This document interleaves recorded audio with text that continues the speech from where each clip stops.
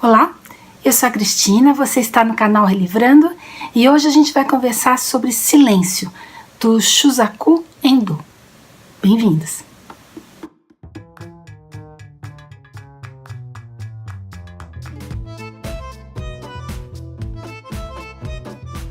Shusaku Endo, e eu espero que eu esteja falando o nome dele correto, nasceu em 1923 em Tóquio.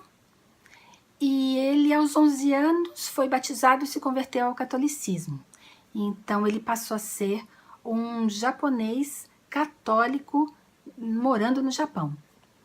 E ele fala, pelo menos na biografia dele fala, que ele, passando pela Segunda Guerra, sofreu muito preconceito, porque durante a Segunda Guerra, tudo que estava ligado ao Ocidente era repudiado pelos japoneses, e inclusive a religião católica. Só que esse fato acabou marcando essa opção religiosa e essa discriminação. Esses fatos acabaram marcando a vida e a escrita do Endo. O Endo escreveu vários livros sobre fé, sobre religião, sobre Jesus, por exemplo. Tem um livro que ele conta, chama A Vida de Jesus, e ele conta sobre um Jesus que foi repudiado, um Jesus que sofreu preconceito, discriminação, um Jesus que foi ridicularizado e desprezado, né, durante até o processo de crucificação.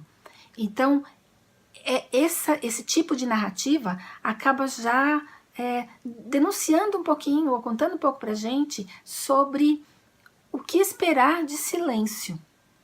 Endo vai contar a história de dois jesuítas durante o século XVII que foram para o Japão para tentar encontrar o antigo mestre deles.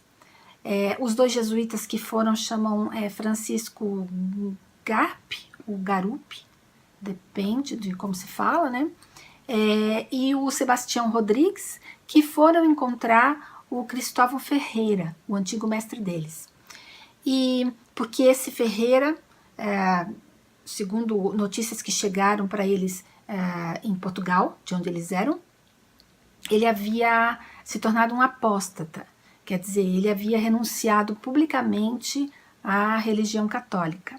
Nos 4 primeiros capítulos do livro, quem conta a história, numa espécie de diário, é o padre Sebastião Rodrigues, e que dá mais ou menos, um pouco menos da metade do livro.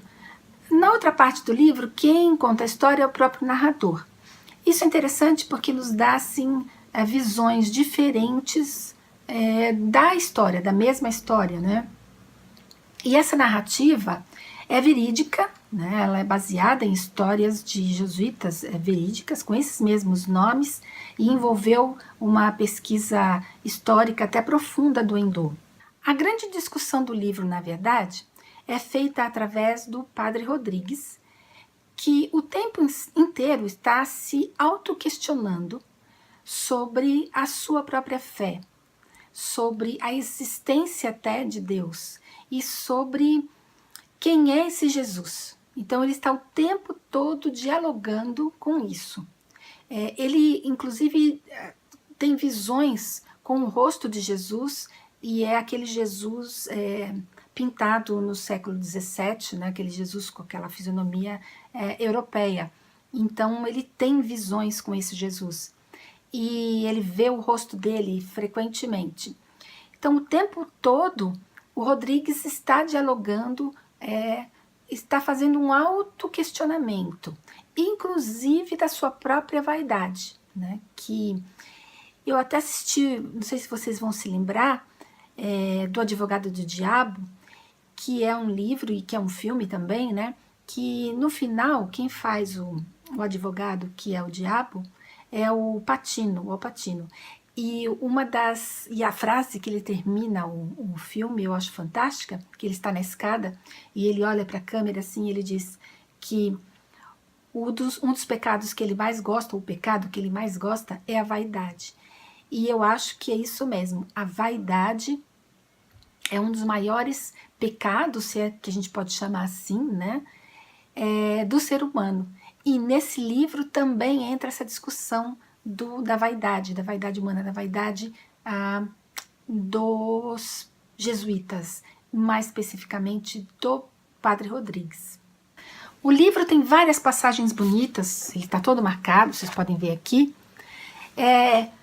que discute filosofia, teologia, faz uma pequena comparação entre as crenças budista e católica, mas para mim as partes mais interessantes do livro são os diálogos entre o governador de Shikoku, que é o Inoue, e o Padre Rodrigues. Essas passagens são riquíssimas, são lindas, as discussões que eles têm, um tentando convencer o outro da sua própria opinião.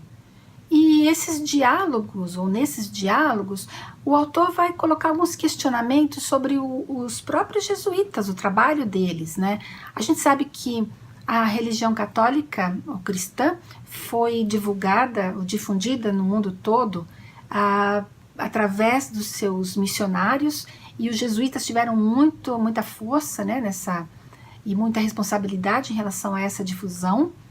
E eles sempre tiveram esse caráter missionário, que nas Américas a gente também sabe que não foi tão construtivo, né, que eles cometeram algumas atrocidades.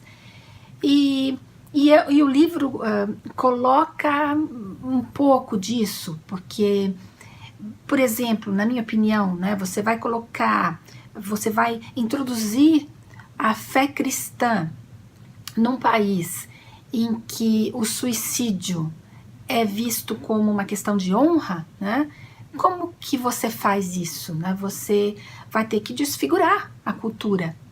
E isso é válido, né? E esse é um questionamento que é colocado no livro, inclusive pelo Inoue, né? O livro é super bem escrito, as descrições que ele faz dos castigos e das torturas que sofriam os cristãos.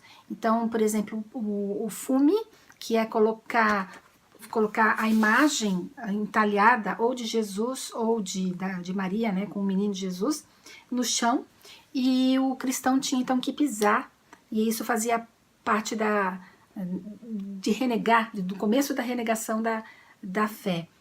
E o outro era uma tortura, que é pit, né, que é um buraco, eu não sei como é que ficou isso traduzido no livro em português, mas pendurar a pessoa de ponta cabeça toda amarrada, fazer uma pequena incisão na têmpora ou atrás da orelha, para que o sangue fosse pingando aos pouquinhos, então a pessoa não iria morrer com o sangue indo todo para a cabeça, né, com a pressão.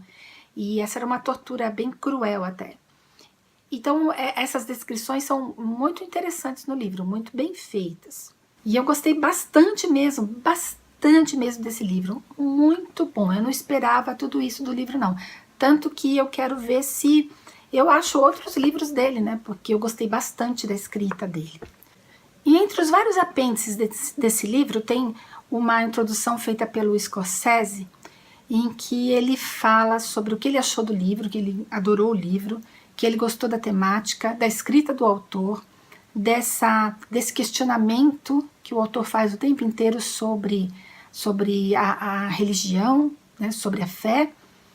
E tanto que ele ficou 25 anos estudando esse texto e se preparando para fazer um filme, que foi lançado agora em novembro de 2016 e que eu já assisti e que eu posso dizer para vocês que é brilhante, assim como o livro. Eles conseguiram, o Scorsese conseguiu fazer um